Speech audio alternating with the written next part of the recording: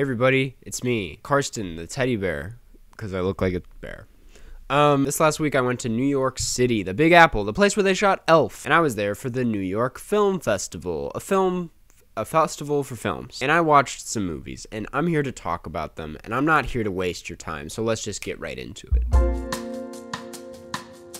We landed in Newark, New Jersey, the worst airport I think I've ever been in, but it was cheaper than LaGuardia and JFK, so we made do. After that, we headed to the hotel and rested up because later that night, we had Vortex, directed by a fan favorite on this channel, Gaspar Noé. I also got recognized like 4 different times before the screening. I felt very cool. Vortex is unlike anything Gaspar Noé has ever made, which is probably a refreshing statement for some of you. His movies, while I love them, have gotten a bit predictable, repetitive, a little shallow. The more I've sat with his last feature, Lux Eterna, the more I've realized how simple and empty that movie felt. It felt like a very shallow attempt at horrifying an audience just through strobe light. And while one could argue Vortex is just as pretentious, I thought it was really effective. This is without a doubt his most personal, fragile, sweetest. Not to imply it's a good time, because it's not. It's actually probably his hardest film to watch. The movie is just basically the story of an old couple who are slowly coming to terms with death as one of them is suffering through dementia. And Gaspar Noé is really good at realism and forcing you to sit with a horrible experience the same way the characters are. And he does that this time,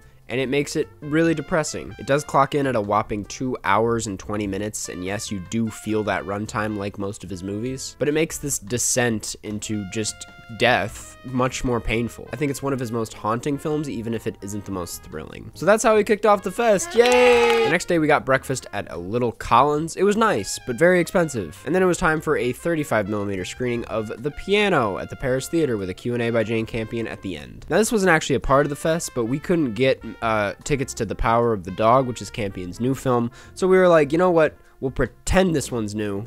And go there. And I loved it. It's a very strange movie with a lot more eroticism than I expected. I can't say I connected to a lot of it all that much, or that I particularly liked the ending. The ending feels like a separate argument compared to everything else the film wanted to say. By the end of it, I just didn't have a clear idea of what this film's stance on any of this was, which is fine. Love some ambiguity, but I just wish it had a clearer voice by the end, I guess. Then we ran back to Lincoln Center and caught Rebecca Hall's Passing, her directorial debut. This is an adaptation of Nella Larsen's 1929 classic about a woman who reunites with her black friend who has been living as a white person. It's a very fascinating subject that I'm honestly surprised I haven't read or watched more about, and the execution was really well done. As I mentioned in my Letterboxd review, the film was shot in 4:3 and in black and white, and I can't think of a movie that uses both of those styles more purposefully and effectively. Like, this movie would simply just not be the same thing if it didn't look like that, which is cool. I will say the story does seem to work better as a book. If anything, watching this made me want to read the book. Apparently it's really short. In the Q&A, Rebecca Hall was like, it's only like 90 pages, you have no excuse. And I was like, you'd be surprised. The whole situation just feels very internal and like a character thing, and I don't think it translates as well into film compared to how it must read on a book. But I definitely think you should check it out if you want to see some amazing performances and a very strong visual style. Then we went out to drinks, I got some wine, it was awesome. Then the next morning we had to be up bright and early to see Come On, Come On, the latest from Mike Mills starring Joaquin Phoenix. As a fan of both Phoenix and 20th Century Women, I was pretty excited for this one. And as expected, it was just great. What a soft and cozy watch this is. Joaquin delivers this very sweet performance that was really nice to see considering just how heavy his performances usually are. This is like the Joker, but he's happy. And the kid, whose name I'm forgetting, was phenomenal. Like one of the best child actors I've ever seen. I think after watching this and 20th Century Women, I've realized Mike Mills just really likes making movies about ideas rather than people. Like, this is a movie about this guy and this kid, but it's more about what they're going through rather than them themselves, you know? Both this and 20th Century Women felt like movies that had a very broad take on society and the future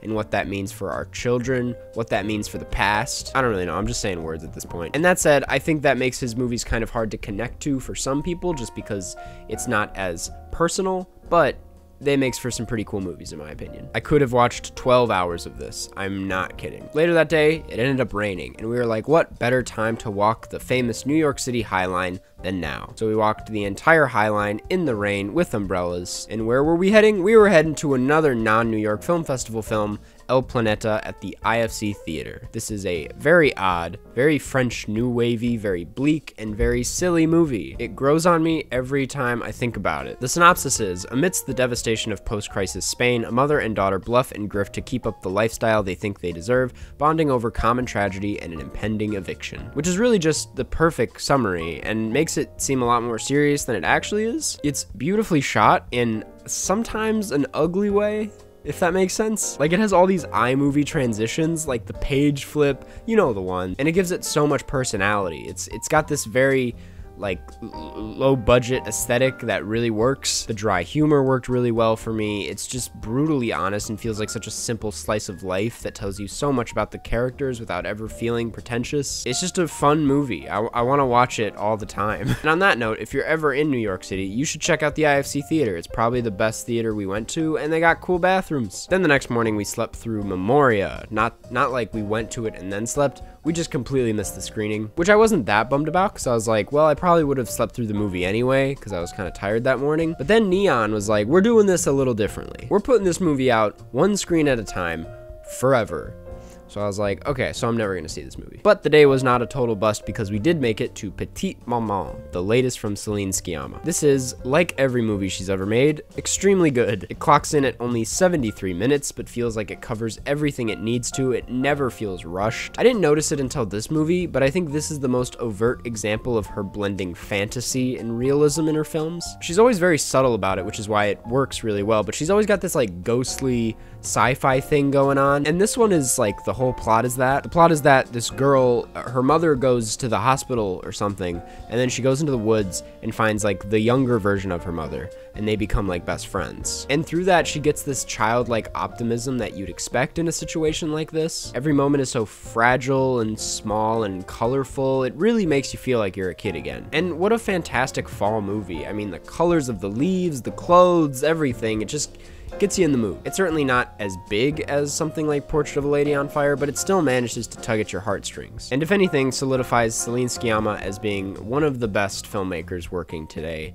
hands down. The next day we caught Hit the Road, the latest film from the son of Jafar Panahi. This is an oddball family road trip where the film kind of keeps you guessing on where exactly they're going and how exactly they feel about it. Like, maybe I just missed something, but they really don't reveal where they're going, and I like that because it somehow still keeps you completely invested just because of how great of a chemistry all these actors have together. It's a really funny and well-developed family. Like, I feel like I get to know each one of them extremely well by the end of it. It uses music in a really interesting way. Once you see it, you'll know what I mean. And it has like one of the best descriptions of 2001: A Space Odyssey, and then uses that later in the film. It's just, it's hard to explain. It's just a really great movie about a family that's rapidly moving towards something new and something scary, and I think you would all enjoy it. Then later that night, I did a color grade session for my short film, Dirtbag. It's almost done. And finally, the next morning, we watched Dune. We woke up early as hell, packed those suitcases, got a taxi, and stood in line. And it was good. It was really good. The size of this thing is huge. I mean, obviously, I was at a press screening and I kind of regret not seeing it in IMAX first. The cinematography is breathtaking, but we all knew it would be that. The sound design is phenomenal. I mean, this has to sweep the sound awards. It has to. This is also probably my favorite Hans Zimmer score. I mean, it gave me chills 10 minutes into the movie when I usually get chills at the very end. And as someone who's reading Dune currently, I just had so much fun watching this. It is a long movie, but you don't feel that at all. It really just flies by. I thought Jason Momoa was fantastic. He was so charming and fun and brought a much needed sense of like sweetness to the film. Timothée Chalamet is not cute in this movie. I don't think he looks good at all, but gives a good performance. And Zendaya is barely in it.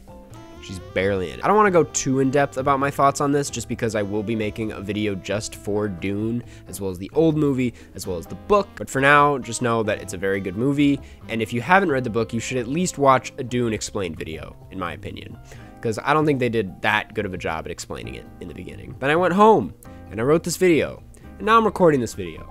And that's that. Overall, I had a fantastic time in New York City. I haven't been back since high school, and it really just is the greatest city in the world. I really hope I can move there someday, just because I really do love it there. The food, the people are so kind. The subway system is great.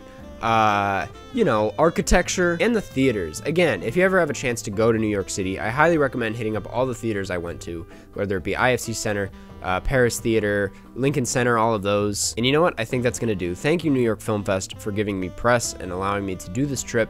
I can't wait to go back next year. And also, before you head out, there's actually no sponsor this week. I just want to give a very special thank you to Ken Whitney, who pledged a lot of money on my Indiegogo for my short film, and as a reward gets a big shout out at the end of one of my videos, which this is right now, so you should stay and watch this. Part of this perk was me reviewing his letterbox in front of all of you, and I opened up his page, and I don't understand anything going on here. It's hilarious that the one that someone paid for, I haven't seen a single movie on the page. But off the bat, it's a very masculine, macho, angry list, I think. It reads like the kind of person that has been to the IMAX theater many, many times. You have Eraser twice. You say in your bio that the top 4 are the ones that stand out at the moment. I'm just surprised that Shang-Chi stands out as a Marvel movie. That's the thing, I feel like you can group all of these movies into one group, but you have kind of like some respectable choices. Now again, I haven't seen these movies. From what I've heard, these are very like intellectual takes on the action movie, right? I just feel very intimidated looking at this, because all the posters are like 4 men looking at me very angrily, and I feel like I'm getting yelled at right now. This person also has a YouTube channel, Real to Real. So I actually ended up just watching one of their videos, their review for Cruella. I thought it was really funny, and I'm not just saying that because I'm biased, because this person helped make my short film happen. But if you guys want to just give them some support, go check out Real to Real on YouTube and watch some of their stuff, because they make some good reviews. So again, thank you again to Ken for genuinely making my film happen. I'm not gonna say, because I don't know if he wants to, but he contributed so much. Really just means the world to me. So thank you again. And thank you guys for watching if you made it to the end. And hey, I will see you all in the next one.